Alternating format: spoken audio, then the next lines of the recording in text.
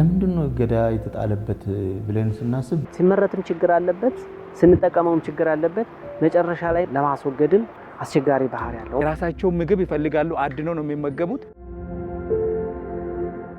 የዓለም መንግስታት ጠንከር ያለ እርምጃ ለመውሰድ ቁርጠኛ የማይሆኑ ከሆነ 1.3 ቢሊዮን ቶን የሚመዝን ፕላስቲክ በጎርጎሮሳውያኑ 2040 በምድር ላይ በውሃ አካላት ላይ ሊገኝ እንደሚችል በጥናቶች ተጠቁሟል። ይህ መረጃ ይፋ የሆነው በሚቀጥሉት 20 ዓመታት አጠቃላይ የዓለም የፕላስቲክ አጠቃቀም ችግርና መጠንን ምን እንደሚመስል በተደረገ ጥናት ላይ ነው። ቁጥሩ እጅግ አስፈሪ ቢሆንም ችግሩን ለመቅረፍ ሀገራት የየራሳቸውን ሕግና ደንብ በማውጣት የሚያሳልፏቸው ውሳኔዎች የፕላስቲክ ብክለትን ለመከላከል ትልቅ አስተዋጽኦ እንደሚኖራቸውም ተጠቁሟል። የኢትዮጵያ ፌዴራላዊ ዲሞክራሲያዊ ሪፐብሊክ የተወካዮች ምክር ቤት አባላት ያጸደቁት የደረቅ ቆሻሻ አያያዝና አወጋገድ አዋጅ 1383 ህዝባር 2017 ሐምሌ 24 ቀን 2017 ዓመተ ምህረት የጸደቀውን አዋጅ መነሻ በማድረግ ነው። ይህ አዋጅ ብዙ ነገር አሉት ውስጡ። ዋናው ደረቅ ቆሻሻ ነው። ደረቅ ቆሻሻ አያያዛችንና አወጋገዳችን ምን መምሰል አለበት፣ ለምን ያስፈልገ የሚለው ነገር በፕሪያምብሉ በመግቢያው ላይ አዋጁ በደንብ አድርጎ ይገልጻል። አሁን የደረቅ ቆሻሻ በአካባቢ ላይ እና በሰው ጤንነት ላይ እያደረሰ ያለው ጉዳት ከጊዜ ወደ ጊዜ እየጨመረ ስለመምጣቱ የመጣ ስለመሆኑ እንደገና በሰው ላይም በአካባቢ ላይ ሊያደርስ የሚችለውን ይህንን ጉዳት ለመከላከል ደረቅ ቆሻሻ የሚወገድበትን ማኔጅ የሚደረግበትን የሚተዳደርበትን ስርዓት መዘርጋት አስፈላጊ በመሆኑ እንደገና ደግሞ በዚህ በደረቅ ቆሻሻ አያያዝና አወጋገድ ውስጥ ተሳታፊ የሆኑ መንግስታዊ መስሪያ ቤቶች፣ ማህበራት፣ ግለሰቦች ሚናቸው ምን ሊሆን እንዳለበት የህብረተሰቡን ጭምር ማለት ነው። ይሄንን ታሳቢ አድርጎ አጠቃላይ የደረቅ ቆሻሻን እንደ ኢትዮጵያ እንዴት እንያዝ የሚለውን ህግ ነው አዋጁ የሚመለከተው ማለት ነው።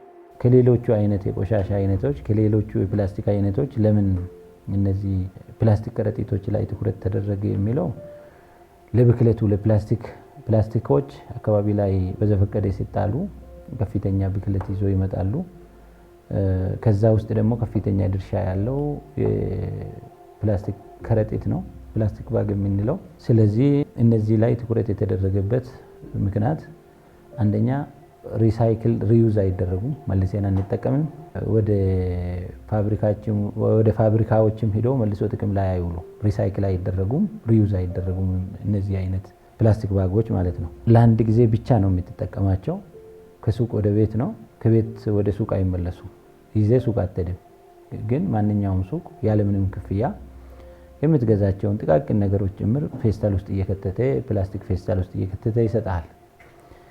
ስለዚህ አካባቢን የመበከል እድሉ ወደ አካባቢ የሚጣልበት እድሉ በጣም ሰፊ ነው ማለት ነው። ማንኛውንም አይነት እቃ በፌስታል ከሱቅ ይዘ ስለምትገባ፣ ስለዚህ በከፍተኛ ደረጃ ይመረታል፣ በከፍተኛ ደረጃ ወደ አካባቢም ይለቀቃል ማለት ነው እና መልሶም አገልግሎት ላይ አይውልም።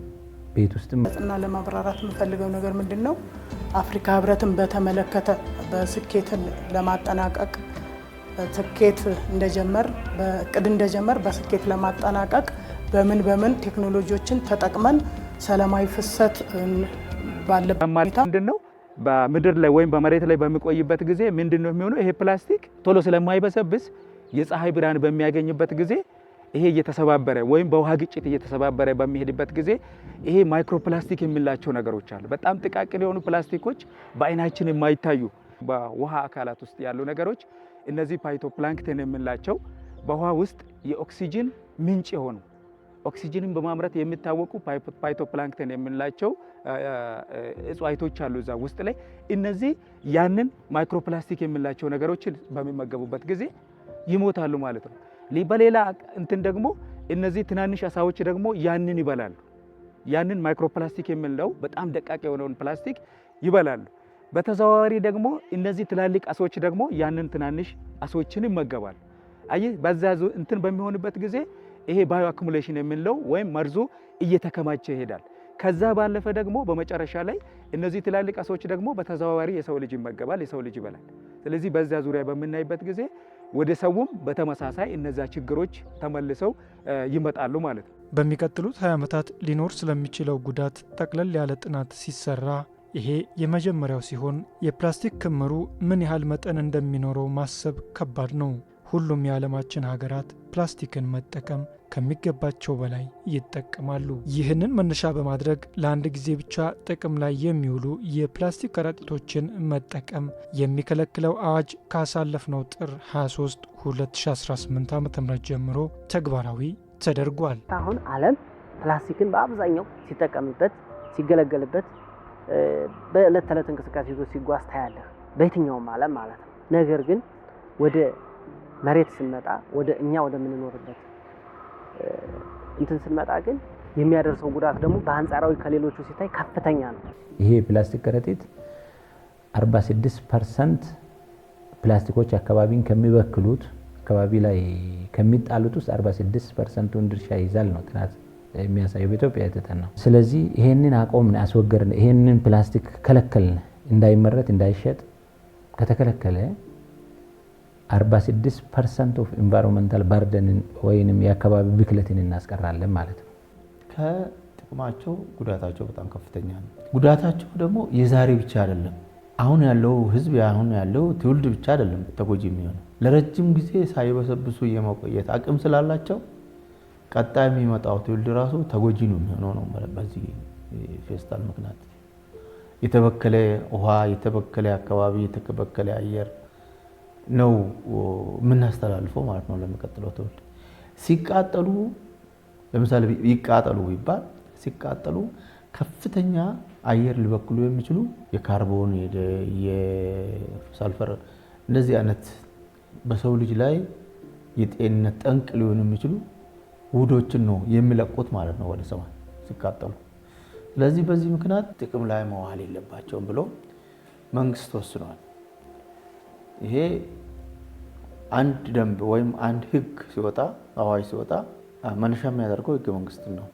ህገ መንግስታችን ላይ አንቀጽ 44 ላይ ማንኛውም ዜጋ በንጹህ ባልተበከለ ለኑሮ ምቹ በሆነ አካባቢ የመኖር መብት አለው ብሎ ይደነግጋል። ለዚህ ደግሞ መንግስትና ህዝብ ጥረት ማድረግ አለባቸው የሚል ነገር ደግሞ አለ።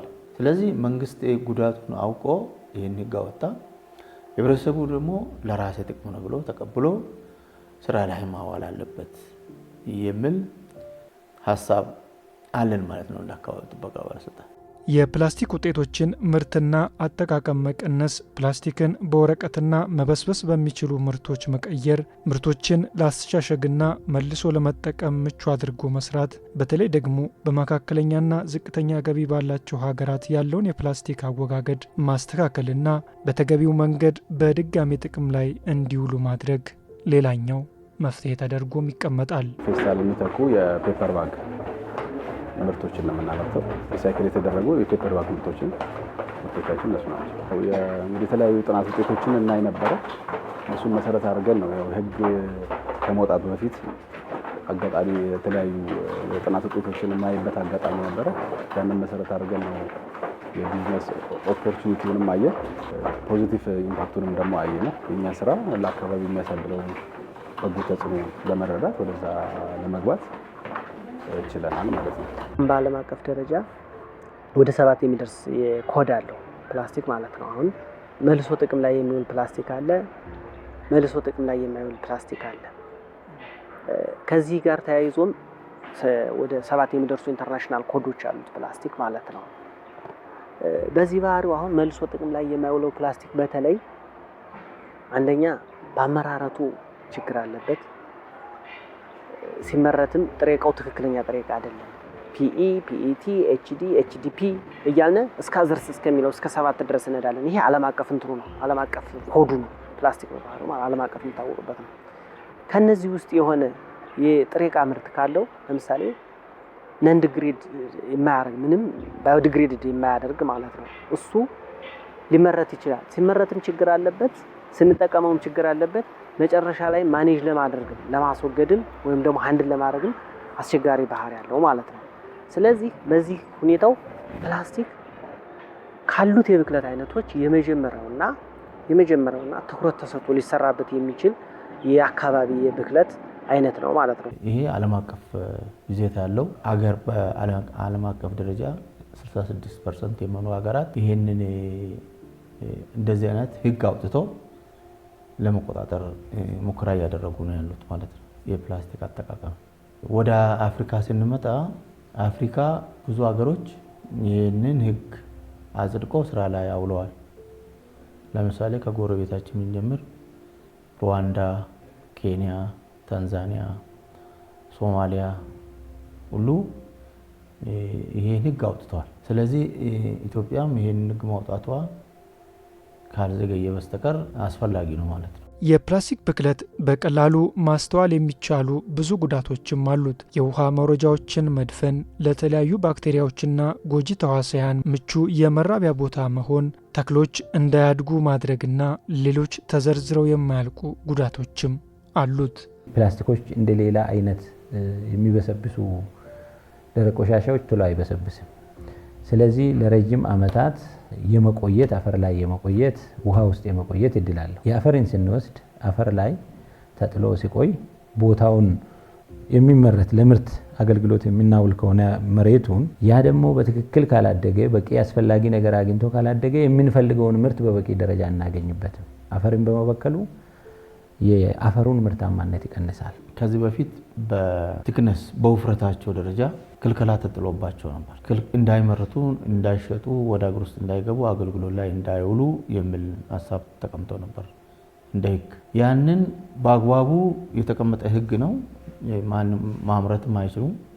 ግን አልፎ አልፎ በተደበቀ ሁኔታ የሚያመርቱ አካላት ስላሉ ገበያ ላይ ይታይ ነበር። ያን ጠንከር ያለ ህግ በማውጣት ከገበያ እንዲወጣና መጀመሪያ ከአገር ውስጥ እንዳይገባ፣ ሁለተኛ አገር ውስጥ እንዳይመረት፣ ሶስተኛ እንዳይከማች፣ ቀጥሎ ሰው ለማንኛውም አገልግሎት ቢሆንም ይዞት እንዳይንቀሳቀስ፣ በሰው እጅ እንዳይገኝ እና ሙሉ በሙሉ እገዳ ተጥሎበታል ማለት ነው። እየተጠቀማችሁ ያለው ፌስታል ነክ ነው፣ ፕላስቲክ ነክ ነው። ስለዚህ እነዚህን ነገሮች አትጠቀሙ። ከጨርቅ የተሰሩ አሉ፣ ሌላ ነን ፕላስቲክ የሆኑ ፔፐር ባጎች አሉ፣ ሌላ አይነት ባጎች አሉና ይሄ የፕላስቲክ ፋብሪካ የተከለከሉ ሰዎች የሚያመርቱት የፕላስቲክ ማቴሪያል ነው ይሄ። ስለዚህ ይሄንን ሁለተኛ ካየን ትቀጣላችሁ ነው። በአተገባበር ሂደቱ ላይ ከግንዛቤ ማነስ ጋር ተያይዞ የሚስተዋሉ ውስንነቶችን ለማስተካከል በትኩረት እየተሰራ ይገኛል። ይህንን ስራ በቀዳሚነት ከሚያከናውኑ ተቋማት መካከል አካባቢ ጥበቃ የበኩሉን ስራም እየተወጣ ይገኛል። በሌላ በኩል ከፕላስቲክ ያልተሰሩ የተኪ መያዣዎች አቅርቦት ለማሳደግ የተለያዩ ተግባራትም እየተሰሩ ነው። አሁን ባለው ሁኔታ ለህዝብ በምንሰጥበት አገልግሎት ላይ በተደጋጋሚ የሚነሱ ኮምፕሌኖች አሉ። ከኛም ከከስተመሩ ምንድነው አሁን ላይ በፔስታል ዙሪያ የተከለከለው የትኛው ፕሮዳክት እንደሆነ በተወሰነ መልኩ እኛንም ማህበረሰቡንም እያወዛገበ ነበር። ለማስተካከል የተቻለን ጥረት እያደረግን ነው። ትንሽ የተቸገርነው ማህበረሰቡ ለሚፈልገው አገልግሎት ተገቢውን ነገር ይዞ ባለመምጣቱ እኛም የምናቀርባቸው ነገሮች ማምረቻ ስለሌለን ገዝተን ስለሆነ የለም ያለ ማለት የምንጠቀማቸው ማቴሪያሎች በተወሰነ መልኩ ለእኛም ለከስተመሩም ኮንፈርት ነስቶታል። እሱ ነገር በቀጣይ አሁን ባላችሁን መሰረት ማስተካከል የምንችልበትን ሁኔታ ከሚመለከተው አካል ጋር እያወራን ለማስተካከል እንሞክራለን። የስራው አንዱ አካል ስለሆነ ማህበረሰቡ በደንብ ግንዛቤ ማግኘት አለበት ብዬ አስባለሁ። እኛ አገልግሎቱን ከምንሰጠው ድርጅቶች በተጨማሪ ማህበረሰቡ አውቆት ተገንዝቦ የተፈቀደውን ማቴሪያል ይዞ መጥቶ ተገቢውን ነገር ቢያገኝ እኛም ደስ ይለናል። ህጉ ለሁሉም ስለሆነ የሚሰራው። ዞረን እንዳየነው ዳቦ ቤቶቹም ሱፐር ማርኬቶቹም ላይ እንደዚህ አይነት ነገሮች አሉ። እኔ የፕላስቲክ ንክኪ ያለው ማቴሪያል ባግ መጠቀም እንደሌለባቸው ተገንዝበዋል ማለት ነው። ያው እያዘዙ ነው የሚያመጡና ይሄንን አትዘዙ፣ በሚቀጥለው ከ2 እና 3 ቀን በኋላ እንመጣለን ብለናል።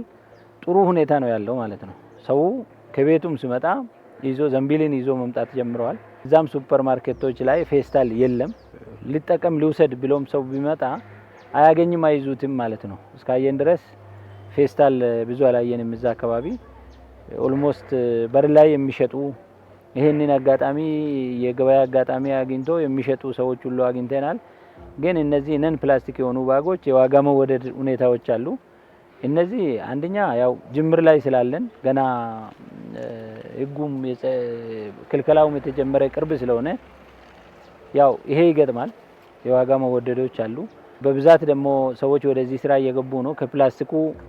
ፕላስቲክ ባግ ሲያመርቱ የነበሩ ሰዎች አሁን ይሄ ነገር ህጉ መፈጸም ከጀመረ ወዲህ እንትናቸውን ሺፍት አድርጓል ማለት ነው። ቲንኪንጋቸውን ሺፍት አድርጎ ፕላስቲካቸውን ትቶ ወደ ሌላ ምርት እንዴት አድርገን ወደዚህ ስራ ወደዚህኛው ባግ እንግባ መጥተው የሚጠይቁ የድጋፍ ደብዳቤ የሚፈልጉ ማሽን ለማስመጣት የሚሯሯጡ ሰዎች ብዙ አሉ ቢሮ ድረስ የሚመጡ እና ከጥቂት ጊዜ በኋላ የግብአት የነም ፕላስቲክ ባግ ግብአት ችግሩ ነው አይቀጥልም ማለት ነው።